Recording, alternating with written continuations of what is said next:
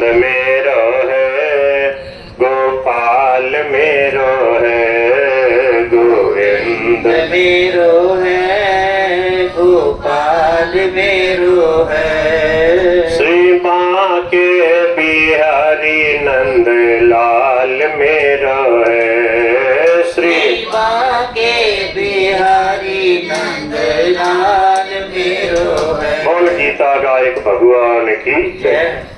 विशेष बात, भगवान के द्वारा मैंने अपनी प्रसन्नता से कृपा से ही तेरे को यह विश्व रूप दिखाया है।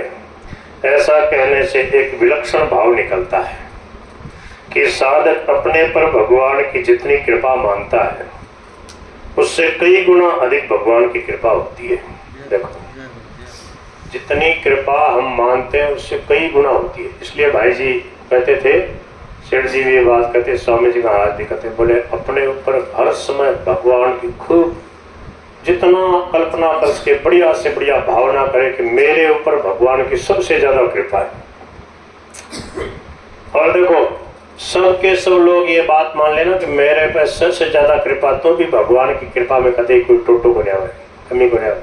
क्यों? पूर्णमद पूर्णमिदं पूर्णात् पूर्णमुदच्यते। भगवान पूर्ण है, सब प्रकार से पूर्ण है। उन पूर्ण में से पूर्ण कृपा के दर्शन करो तो सबके ऊपर पूर्ण कृपा वैसे ही बरसती रहेगी, कोई कमी नहीं आती। क्यों? अनंत है, अपार है। तो कह रहे भगवान की जितनी कृपा होती है उसको मानने की सामर्थ्य साधक में है ही नहीं। बताओ, भगवान की जितनी कृपा होती है उसको मानने की हमारे में सामर्थ्य नहीं है। हम भावना भी नहीं, कल्पना भी नहीं कर सकते, उतनी भगवान की कृपा है। स्वामी जी महाराज छोटा सा उदाहरण देते, बोले बालक के ऊपर माँ की कितनी कृपा है। बालक थोड़ी समझता है इसको, वो तो क्या थोड़ी से देर कर देती है, आने में तो रोने लग जाता है, मारने लग जाता है, मैया को नाराज हो जाता है, उसके थोड़े से मन के प्रतिकूल हो तो नाराज हो जाता है। पर माँ कभी कृपा करने में कमी थोड़ी करती। जब एक वात्सल्यमयी माँ में इतना स्नेह, इतनी कृपा है, तो भगवान महाराज कहते ना, आप अनंत जन्म की माता धीरज काय धरो। तो कह रहे हैं भगवान की जितनी कृपा होती है उसको मानने की सामर्थ्य साधक में नहीं है। कारण कि भगवान की कृपा अपार है, असीम है, और उसको मानने की सामर्थ्य सीमित है। मानने की सामर्थ्य अपनी अपनी बुद्धि तो लगाओ, बड़ी या कृपा है या कृपा, कितनी कितनी बुद्धि लगाएगा फिर भी बची जाएगी। सोचता ही नहीं, बड़ी ये भी कृपा है, ये भी कृपा, मतलब प्रतिक्षण कृपा है, प्रत्येक विधान में कृपा है। अपने मनोनुकूल बस उसमें कृपा मान लेते हैं। एक मैया मिली मेरे को उधर जोधपुर की तरफ, बोरुंदा एक गाँव, वहाँ 3-4 बार कथा सत्संग करे। तो एक ठाकुरानी बोली, महाराज ये मेरा 2 बेटा, आँख के ऊपर तो कृपा है, तीसरो है ना यहीं पर कृपा बने। वो के कृपा बने, बोले इनका एक ही टाबर को नहीं। अब कृपा को यहाँ इतना सीमित बांध दिया, कृपा को सीमित बांध दिया। बोले इसके बालक नहीं, 20 साल हो गया ब्याह हुए, इसके बालक बालिका नहीं है, बोले इनके ऊपर भगवान की कृपा बनी। बताओ, नजरिया है देखने का। अब उसको कितनी कृपा, उसके सारे प्रपंच से भगवान ने बेचारा का खूब भजन करो, कुछ लेना न देना, मगन है। तो कह रहे हैं, अब देखो जो मैं बात कह रहा था, मेरे को इतनी बढ़िया लगी ये बात। उसी दिन में मेरे साथ जो मेरा मित्र था, हम दोनों भजन कीर्तन सत्संग करते, साधक सिंह जी ने पढ़ा करते। मैंने पत्र लिख करके ये बात उसको कहा कि देखो ये बहुत जोर की बात मिली आपसे। नई बात क्या? साधक प्राय अनुकूल वस्तु, व्यक्ति, परिस्थिति आदि में भगवान की कृपा मान लेता है, अर्थात सत्संग मिलता। देखो और गहरी बात, सत्संग मिलता है, साधन ठीक चलता है, वृत्तियां ठीक है, मन भगवान में ठीक लग रहा है, आदि में वह भगवान की कृपा मान लेता है। इस प्रकार केवल अनुकूलता में कृपा मानना कृपा को सीमित बांधना है, सीमा में बांधना है, जिससे असीम कृपा का अनुभव नहीं होता।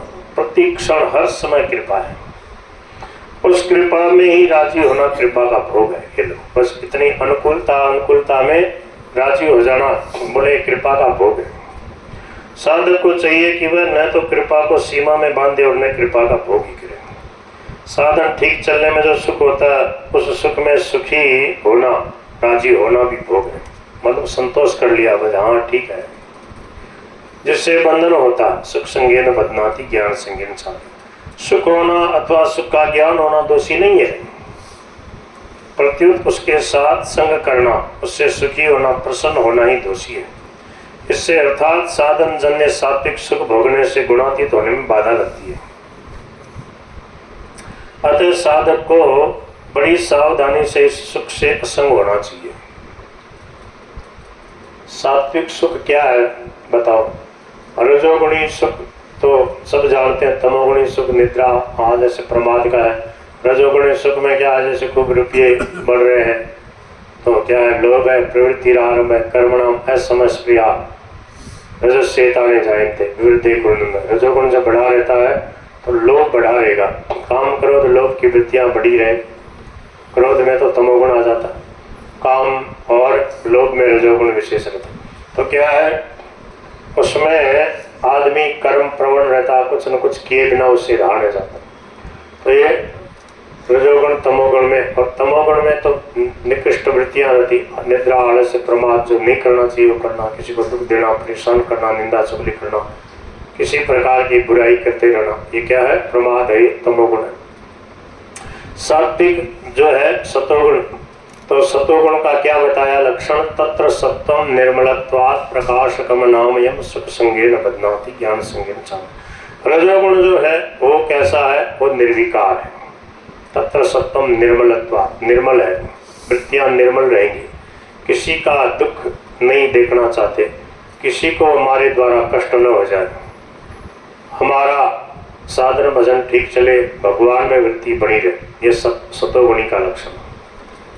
और रजोगुण की तरह तरह की वृत्तियां आएंगी, तरह तरह के काम धंधा करने की सोचेगा, खूब रुपया बढ़ जाए, खूब मौज करो, तो ये रजोगुणी वृत्ति आ गई।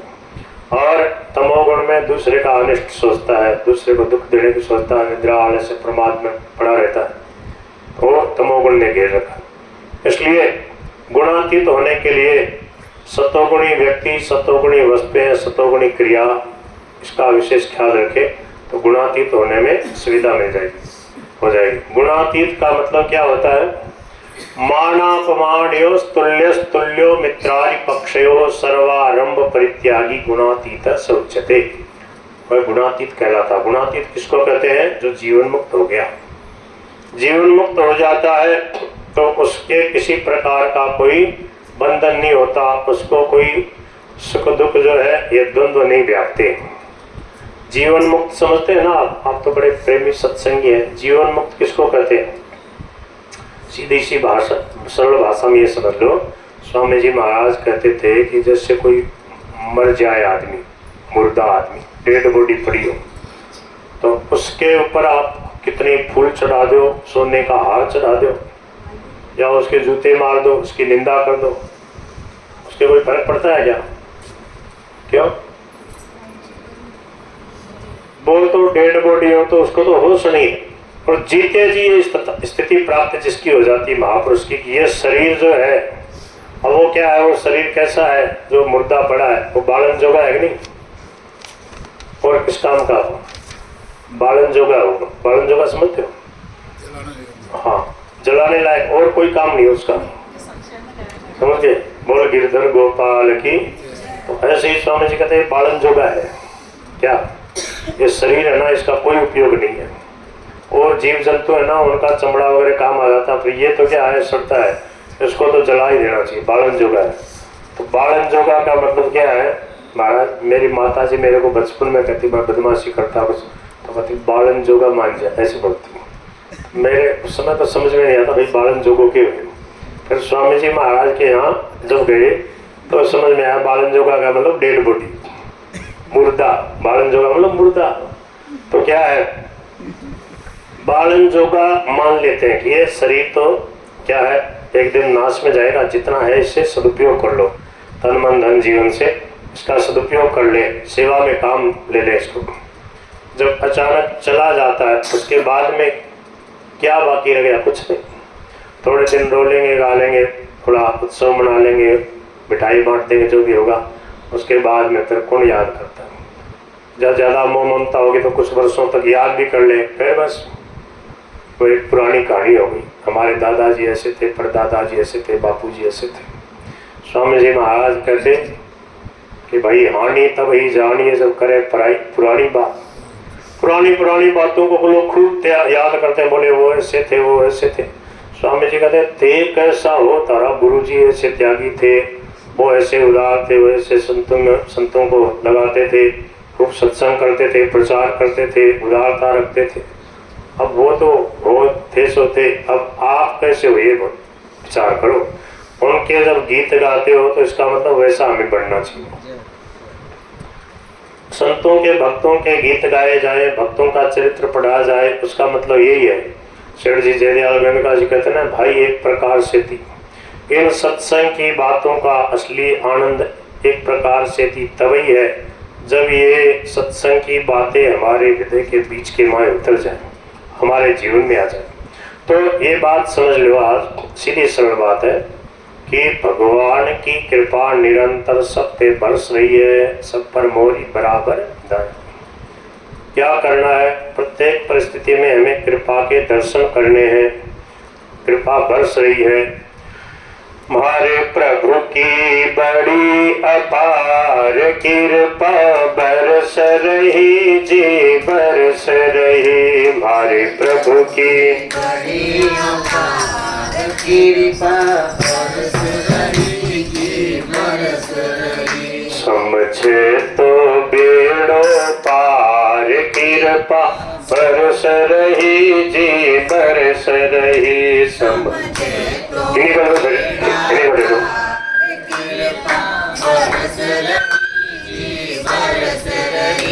अरे पहली कृपा मिनख बनाया, पहली कृपा मिनख बनाया, संतान निकट लाय बैठाया, संतान निकट लाय बैठाया।